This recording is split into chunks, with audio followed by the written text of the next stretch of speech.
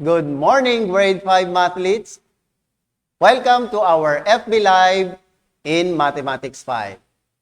I am Sir Tantay from Dalandanan Elementary School, your FB Live teacher for today.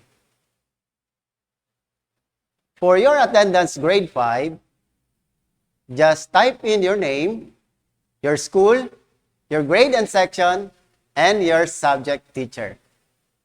Okay, let's proceed.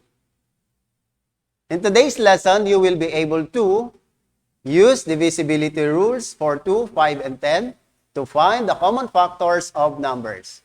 And use divisibility rules for 3, 6, and 9 to find the common factors of numbers. Okay. Let's have these two sets of numbers.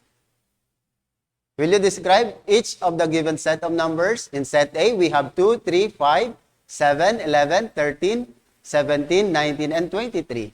And in set B, we have 4, 6, 8, 9, 10, 12, 14, 15, and 16.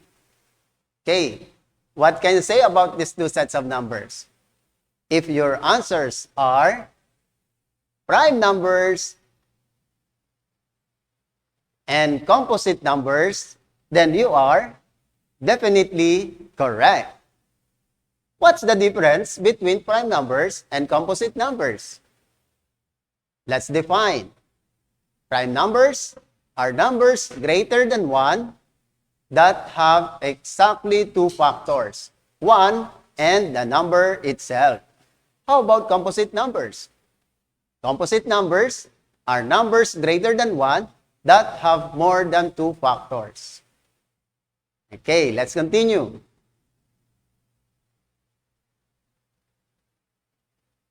Are you familiar with skip counting? Let's skip count by 3. Okay, so we have 3, 6, 9, 12, 15, 18, and so on. Another skip count. Let's have skip count by 4. 4, 8, 12, 16, 20, 24, and so on. Another skip count. We have skip count by 9. 9, 18, 27, 36, 45, 54, and so on. Okay. What can you say about these sets of numbers? Okay. These are what we call multiples. The first set of numbers are what we call multiples of 3. How about the next one? Of course, it is a multiples of 4. And lastly, we have a multiples of 9. What is a multiple? Let's find out. We have 3 is equal to 3 times 1. 6 is equal to 3 times 2. 9 is equal to 3 times 3.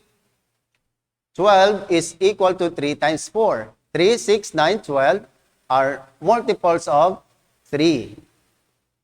Another set of multiples. We have 9. 9 is equal to 9 times 1. 18 is equal to 9 times 2. 27 is equal to 9 times 3. 36 is equal to 9 times 4. 9, 18, 27, 36 are what we call multiples of 9. So what is a multiple? A multiple of a number is the product of the number and any whole number. Okay. How about factors? What's the difference between factors and multiples? In this example, we have 24 is equal to 6 times 4. 24 is a multiple of 6. Also, 24 is a multiple of 4. 6 and 4 are factors of 24. Another example, we have 36. 36 is equal to 9 times 4. 36 is a multiple of 9. 36 is also a multiple of 4. 9 and 4 are called factors of 36. In this example, 4 is a common factor of 24 and 36. Aside from 4, there are other common factors of 24 and 36? Let's find out. Let's have 24 is equal to 24 times 1, 12 times 2, 8 times 3, and also we have 6 times 4. 24 have 8 factors. How about 36? We have 36 times 1, 18 times 2. We have also 12 times 3, 9 times 4, and last one we have 6 times 6. In these factors, the common factor of 24 and 36 is 1. We have also a common factor of 2. Common factor of 3. We have 4, 6, and lastly, we have a common factor of 12. In these sets of common factors, 12 is the greatest common factor of 24 and 36. Okay. 24, since it is a product of 24 times 1, also 12 times 2, we have also 8 times 3, and 6 times 4. Therefore, 24 can be divided by its factors. It can be divided by 1, by 2, by 3, by 4, by 6, by 8, by 12, and 24 without a remainder. So how to determine if a number can be exactly divided by another number? Okay, let's continue. Are you familiar with the game, The Boat is Sinking? I'm sure you do, grade 5. If you are 25 in a class, and we are going to play The Boat is Sinking, group yourselves into 5. Is there anyone who could not join in a group of 5? Of course, no one will be eliminated. How about group yourselves into 2? Is there anyone who could not join in a group of 2? Of course, there is one who will be eliminated. How about group of 10? Of course, 5 will be eliminated. How do we know, grade 5, if no participants could be out from the game? Of course, determine if the group size is a factor of the number of participants. And also, determine if the number of participants can be divided by the group size without a remainder. Okay, when playing The Boat is Sinking, grade 5, what operation do we use? Of course, we use division. This time, let's take a look in our game. If we have 25 pupils and we are going to group into 5, no one will be eliminated. Why? Because 25 is, of course, 25 is divisible by 5. Since 25 divided by 5 is equal to 5.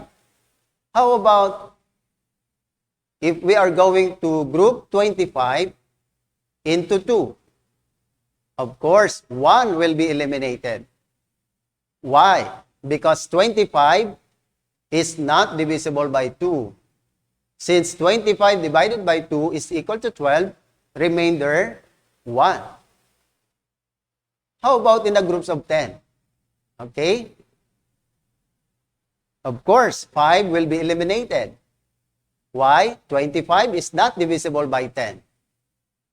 Since 25 divided by 10 is equal to 2. And there is a remainder of 5. Okay. To easily determine if a number can be divided by another number without remainder, we can use the divisibility rules. What are the techniques? What are the rules? Let's find out. What is a divisibility rule? Divisibility rule are set of rules to know if a given number is divisible by another number without performing the division. Again, without performing the division. What are these rules? Let's start with the divisibility rules for 2, 5, and 10. Why do you think they are grouped together? It is because they only require checking the last digit of the number or the digit in the ones place only. Okay, let's start with the divisibility rule for 2. Let's have an example. So we have 10 and 30. What's the last digit? The last digit is 0. And these two numbers are divisible by 2. Another pair of examples, we have 2 and 22. The last digit is 2, and therefore it is also divisible by 2. Next pair of examples, we have 4 and 24. The last digit is 4, and therefore it is divisible by 2. Next one, we have 6 and 26. The last digit is 6, and it is also divisible by 2. Last pair, we have 8 and 28. The last digit is 8, and therefore, it is also divisible by 2. Now, based from the given examples, can you now give your own example about the numbers divisible by 2? Very good, grade 5 mathletes. You can type in your answers in the comment box. Okay. So based from the given examples and from your own example, grade 5, what can you say about the divisibility rule for 2? When is a number divisible by 2? Of course, we have a number is divisible by 2 if the last digit of a number is 0, 2, 4, 6, or 8. So we are going to look at the last digit. If the last digit is 0, 2, 4, 6, or 8, it is divisible by 2. Okay, let's have an activity. Which of the following numbers are divisible by 2? Is 927 divisible by 2?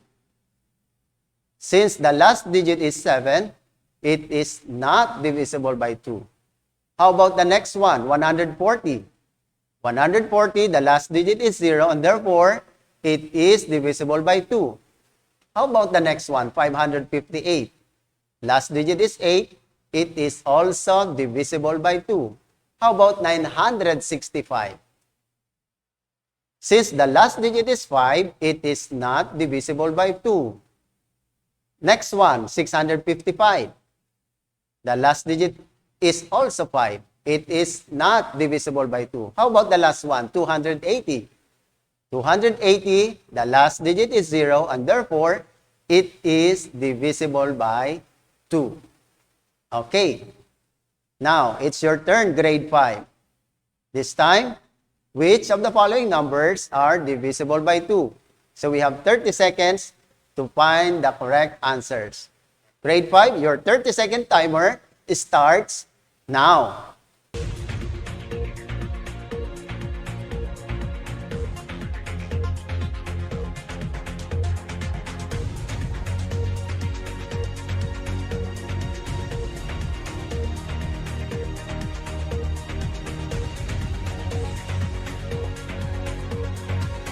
Ten seconds.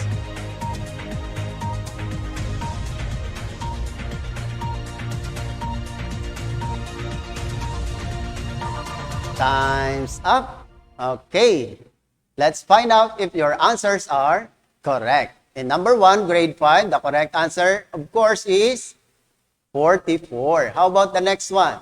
The correct answer is 98. How about in number 3? If your answer is 26, then you are also correct. How about in number 4? The correct answer is 250. And lastly, we have in number 5, the correct answer is 452. Okay. That's all for our activity for the divisibility rule for 2. Now, let's continue. What are the rules for the divisibility rule for 5? When can we say that a number is divisible by 5? Let's find out. Let's have an example. These are numbers divisible by 5. 5 and 15. The last digit is 5. Another example of numbers divisible by 5, we have 10 and 20. The last digit is 0. It is also divisible by 5. Next pair, we have 45 and 55. The last digit is also 5. It is again divisible by 5. And last pair, we have 50 and 60. The last digit of the given examples are 0. And therefore, it is also divisible by 5. Now, based from the given examples, can you now give your own example? Okay. Very good, grade 5 mathletes. Based from the given examples and from your own example, grade 5, what can you say about the divisibility rule for 5? When can we say that a number is divisible by 5? A number is divisible by 5 if the last digit of a number is 0 or 5. Okay. Let's have an activity. Which of the following numbers is divisible by 5? We have 927. What's the last digit? 7. Is 927 divisible by 5? Of course, it is not divisible by 5. How about the next one, 140? Since the last digit is 0, therefore, it is divisible by 5. How about the next one, 558? Last digit is 8, therefore, it is not divisible by 5. Next one, 965. Since the last digit is 5, therefore, it is divisible by 5. Next number, we have 655. Is 655 divisible by 5? Yes, it is divisible by 5. How about the last one, 280? Since the last digit is 0, therefore, it is divisible by 5. Okay, very good, grade 5. Now, again, it's your turn. We have a 30 seconds to solve the following numbers. Find the following numbers that are divisible by 5. 30 seconds.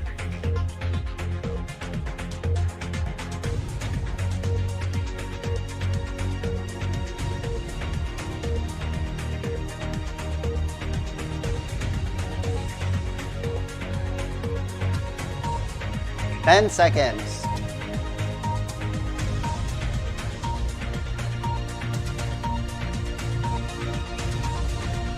Okay, time's up, grade 5. Let's find out if your answers are correct.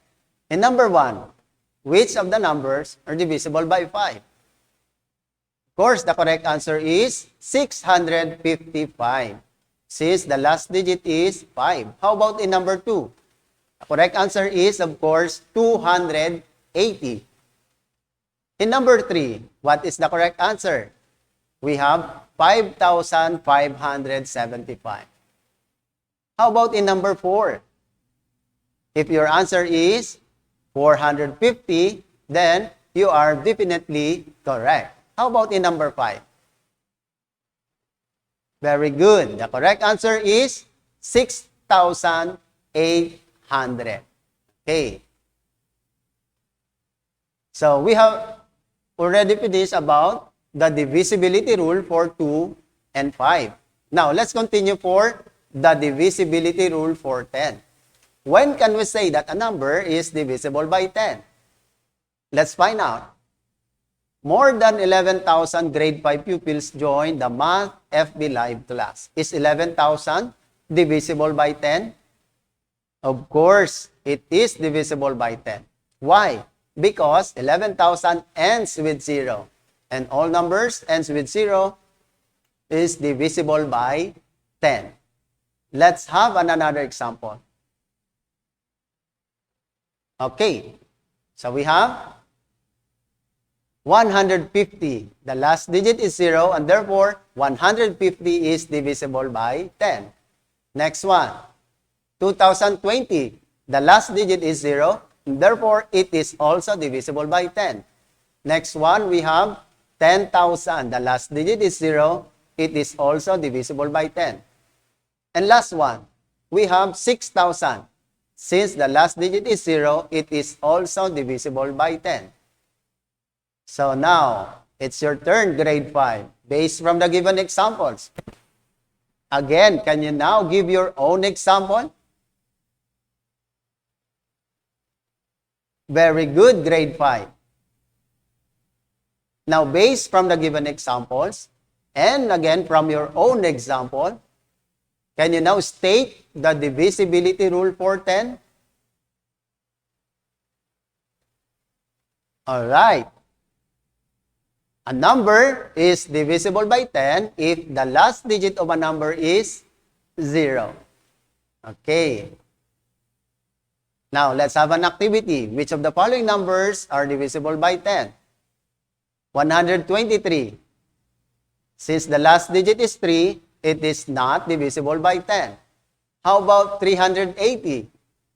The last digit is 0. Therefore, 380 is divisible by 10. How about 456? 456, the last digit is 6. Again, it is not divisible by 10.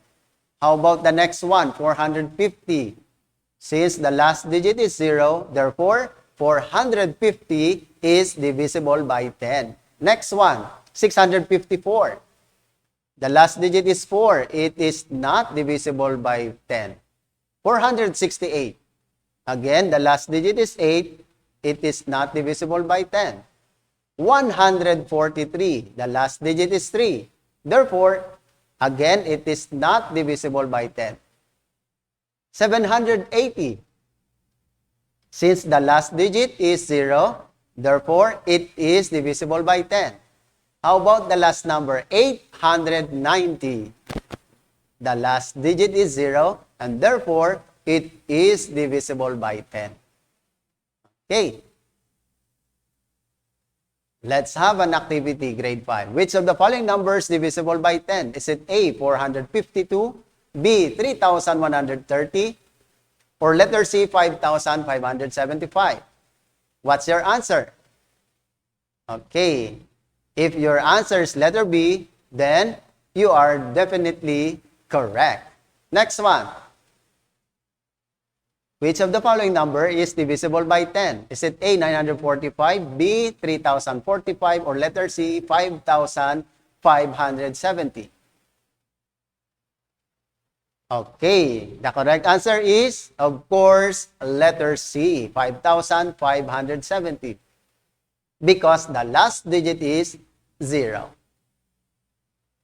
Now, we have a 30-second activity. Put a check mark if the number is divisible by the given factors and X if not. Okay, so we have this table, factors of 2, 5, and 10. And these are the given numbers, 10, 25, and 40.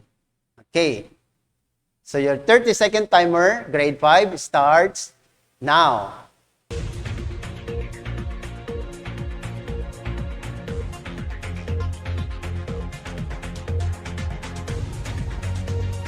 Check if not.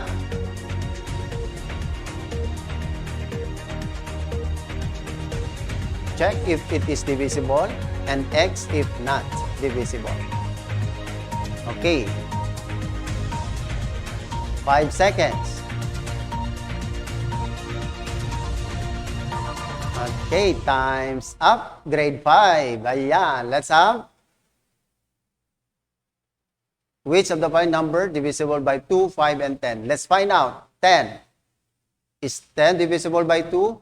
Correct. How about 25? Is 25 divisible by 2? No, because the last digit is 5. How about 40? It is divisible by 2. How about by 5? Is 10 divisible by 5? Correct. How about 25? Yes, it is also divisible by 5. How about 40? 40 is also divisible by 5. How about 10? Is 10 divisible by 10? Correct. How about 25? 25 is not divisible by 10. How about 40? 40 is divisible by 10. Therefore, 10, 25, and 40, the common factor is 5. Okay, let's now proceed. What are the rules? The divisibility rules for 2, 5, and 10? A number is divisible by 2. Based from the given examples, we have 2, 4, 6, 8, 10, 12, 14. If it is an even number, or a number is divisible by 2, if the last digit is 0, 2, 4, 6, or 8. How about divisible by 5? A number is divisible by 5 based from the given examples. We have the last digit is 0 or 5. How about the divisibility rule for 10? A number is divisible by 10. Based from the given examples, we have a number is divisible by 10 if the last digit is 0. Okay. So we are done with the divisibility rule for 2, 5, and 10. Let's proceed to another set of divisibility rules. And this time, we have the divisibility rules for 3, 6, and 9. Grade 5, why do you think they are grouped together? That's right. They are grouped together because the rule requires to add the digits of the given number. Let's find out. What is the divisibility rule for 3? For example, we have 126. The digits are 1, 2, and 6. If we add the digits 1 plus 2 plus 6, the sum is 9. Is 9 divisible by 3? Yes, of course. And therefore, 126 is divisible by 3. Let's have another example.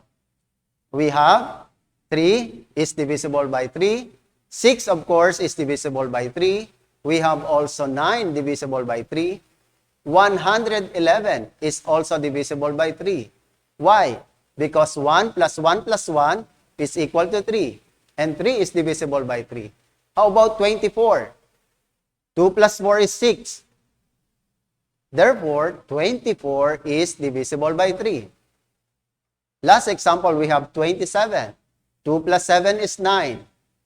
And therefore, 27 is divisible by 3. Now, based from the six examples, can you now give your own example, grade 5 mathletes? Very good. Now, based from the given examples and from your own example,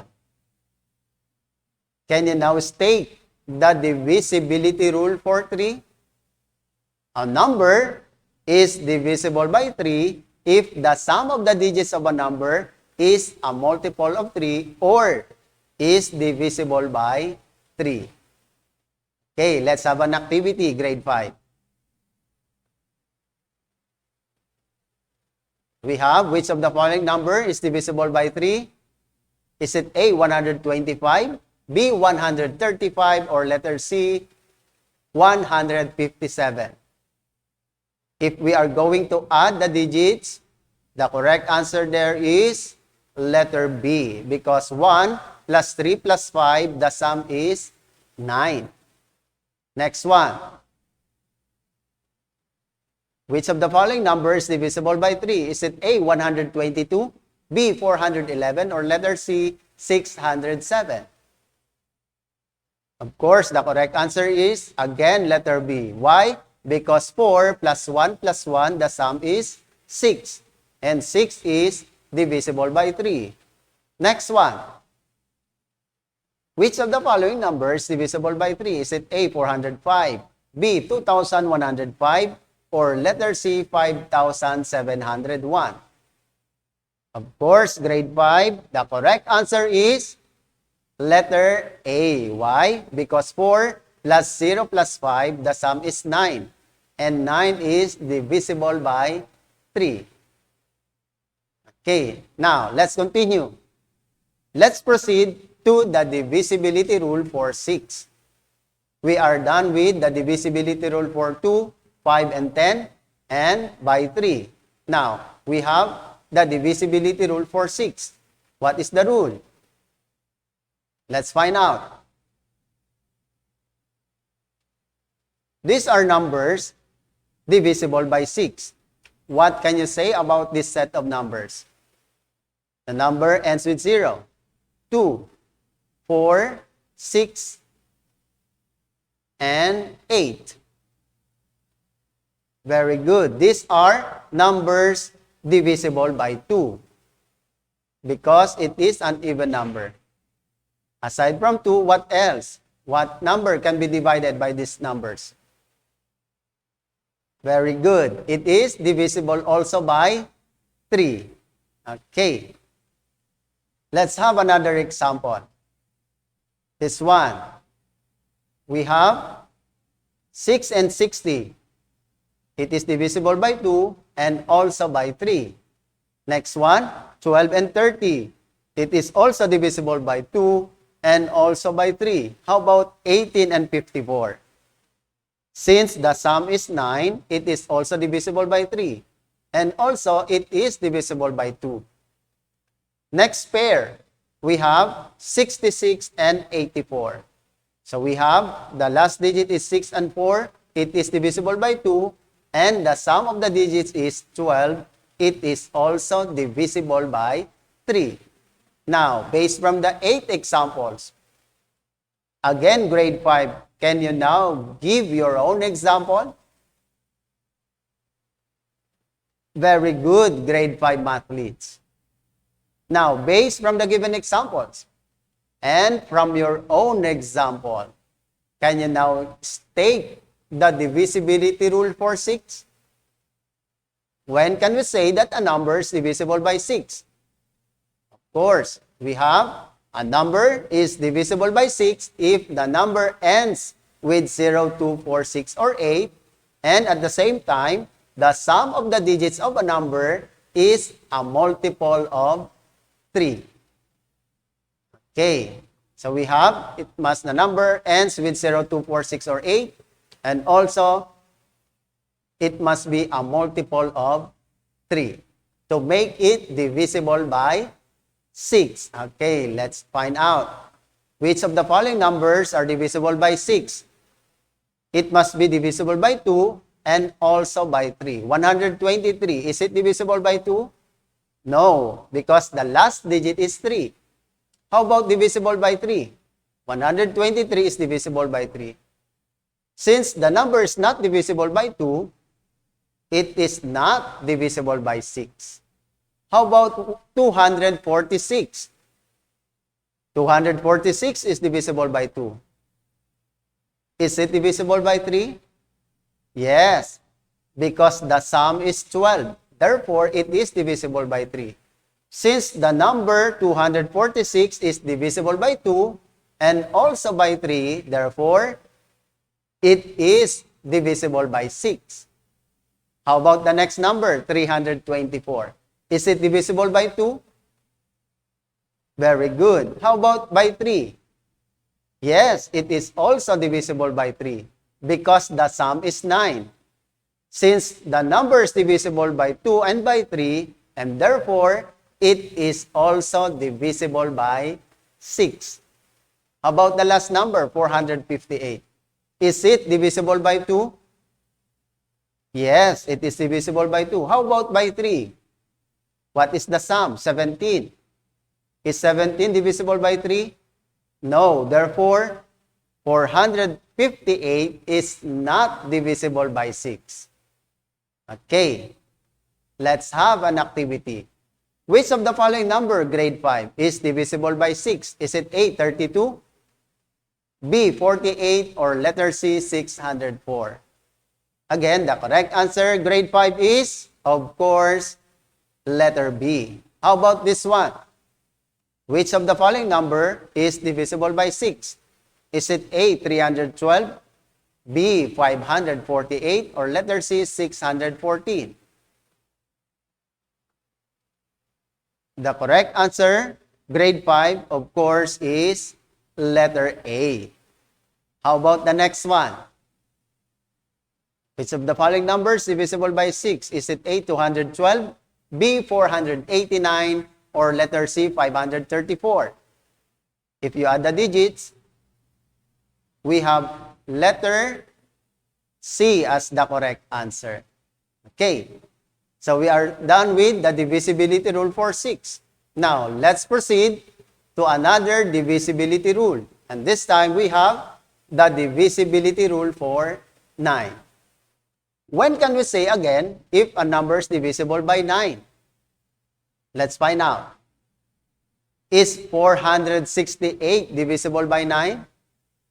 If we are going to add 4 plus 6 plus 8, the sum is 18.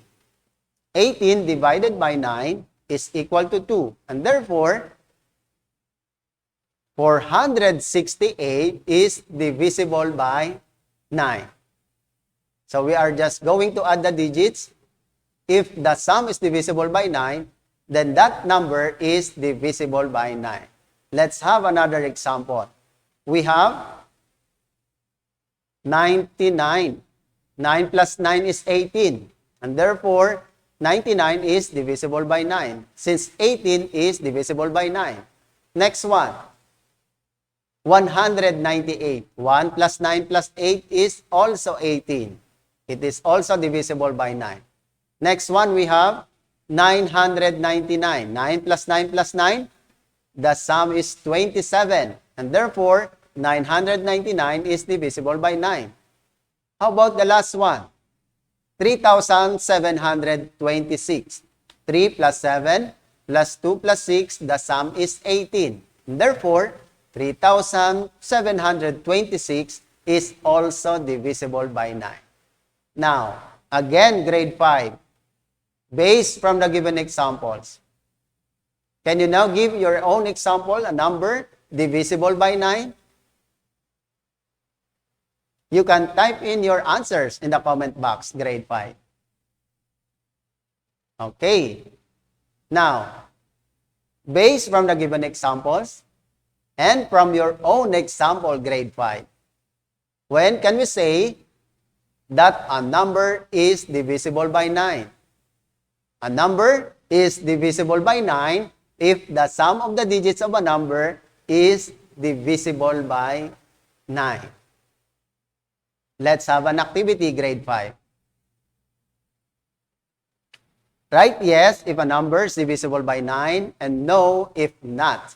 Can 918 be divided by 9? Of course, the answer is yes, because 9 plus 1 plus 8 is 18. How about in number 2? Can 358 be divided by 9? 3 plus 5 plus 8 is 16. Is 16 divisible by 9?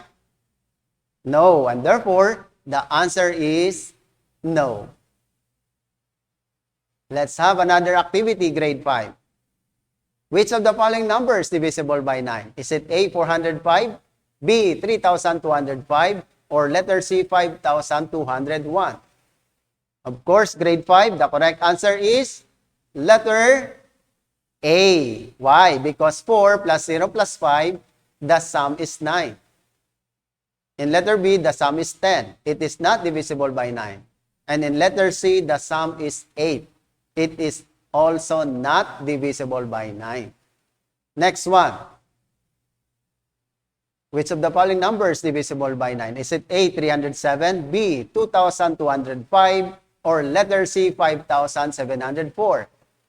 By adding the digits, we have letter B as the correct answer. Why? Because 2 plus 2 plus 0 plus 5, the sum is 9. In letter A, the sum is 10. It is not divisible by 9. And in letter C, the sum is 16. It is also not divisible by 9. Okay. Another one. Which of the following number is divisible by 9? Is it A, 205, B, 1,107, or letter C, 5,701? Grade 5, what's your answer? Of course, the correct answer is letter B. Why? Because 1 plus 1 plus 0 plus 7 is equal to 9. Okay. So this time, it's your turn, grade 5.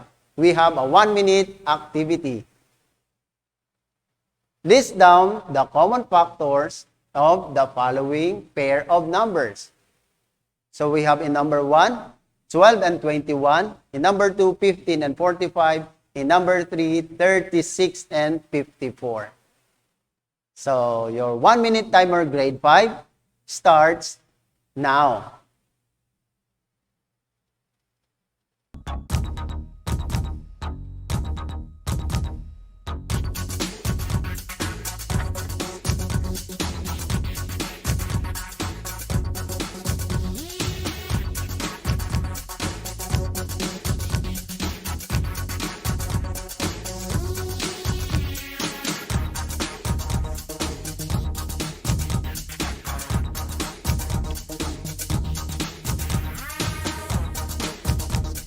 Thirty seconds.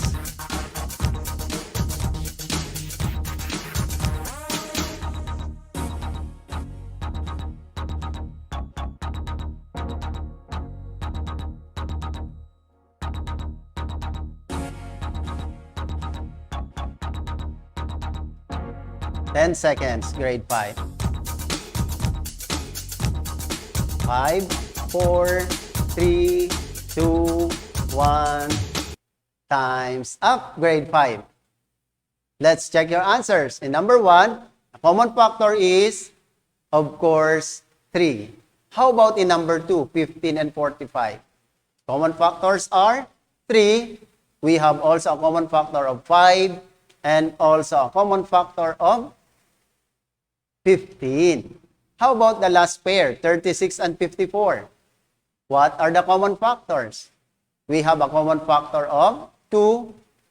We have also a common factor of 3. Also, common factor of 6, 9, and last one, we have a common factor of 18. Okay. So, these are the divisibility rules for 3, 6, and 9. A number is divisible by 3 if the sum of the digits is divisible by 3. How about divisible by 6? We have an example, 6, 12, 18, 24, and 30. A number is divisible by 6 if the number is divisible by 2 and also by 3. How about divisible by 9? A number is divisible by 9 if the sum of the digits of a number is divisible by 9. Okay. So we are done with the 6 divisibility rules. Now it's time for your question and answers. Okay? So we have a questions. Sir, what do you call the division sign? Of course, we have 2 division signs. The first one is what we call obolus, and the next one is what we call the division bracket. We have another question. Sir, are all numbers divisible by 5 also divisible by 10? Of course, the correct answer is no. How about the next question? This one. Sir, are all numbers divisible by 10 also divisible by 5? This question, the correct answer is yes. All numbers divisible by 10 is also divisible by 5. We have another question. Sir, are all numbers divisible by 10 also divisible by 2 and 5? In this question, the correct answer is also yes. All numbers divisible by 10 is also divisible by 2 and it is also divisible by 5. We have another question. Sir, are all numbers divisible by 3 also divisible by 9? The answer in this question is no. Not all numbers divisible by 3 are also divisible by 9. But, okay, in this question, are all numbers divisible by 9 also divisible by 3? This time, this question, the answer is yes. All numbers divisible by 9 is also divisible by 3. Okay, so that's all for our lesson for today. Now, it's time for your home learning task. Grade 5, you are going to answer what I have learned and assessment on page 4 and page 6 in your self-learning module. Okay, so that's all for today. Thank you. See you again. Keep safe, everyone. Goodbye.